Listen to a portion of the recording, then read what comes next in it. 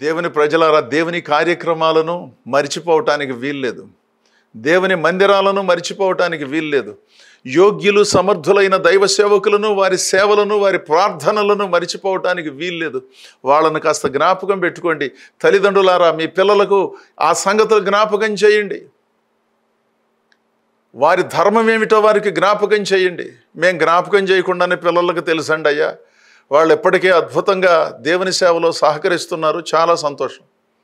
ఒకవేళ ఎవరైనా మరిచిపోతే ఇది మరిచిపోయే అంశం కాదని వాళ్ళతో పాటు వీళ్ళు కూడా మరిచిపోకుండా జ్ఞాపకం పెట్టుకుని దేవుని సేవలలో ముందుకు సాగాలి. ఇది ప్రధానమైనటువంటి సంగతి. కన్య మరుచున ఆభరణం, పెండ్లి కుమార్తె మరుస్తుందా వడ్డాణం. ఈ ప్రజలు ఉన్నారే, లెక్కలేనన్ని రోజులు నన్ను మరిచిపోయారయ్యా. మరిచిపోకూడని సంగతులను మరిచిపోయారు.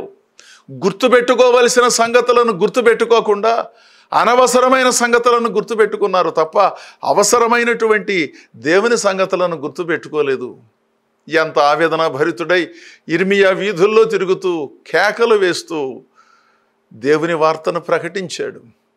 దానిని కూడా వాళ్ళు పట్టించుకోలేదు, లెక్క చేయలేదు. ఆయనను హింసించారు, బాధించారు, పలు మాటలు మాట్లాడారు. చివరకు నెబుకద్నెజరు వచ్చాడు, యూదులనందరినీ బబులోను దేశానికి పట్టుకుపోయాడు. అక్కడ 70 సంవత్సరాలు బానిసలుగా ఉన్నారు. దేవుని ప్రజలారా, దేవుని మాట విందాం, దేవుని సంగతులను జ్ఞాపకం చేసుకుందాం. వాటిని ఎప్పుడూ కూడా మన మనస్సులో ఉంచుకుందాం, మన హృదయం అనే పలకల మీద రాసుకుందాం. తద్వారా దేవుని అద్భుతమైనటువంటి కార్యాలు మనం చూడటానికి, అనేక మందికి ప్రేరణగా ఉండటానికి మనం ఉపయోగపడతాం.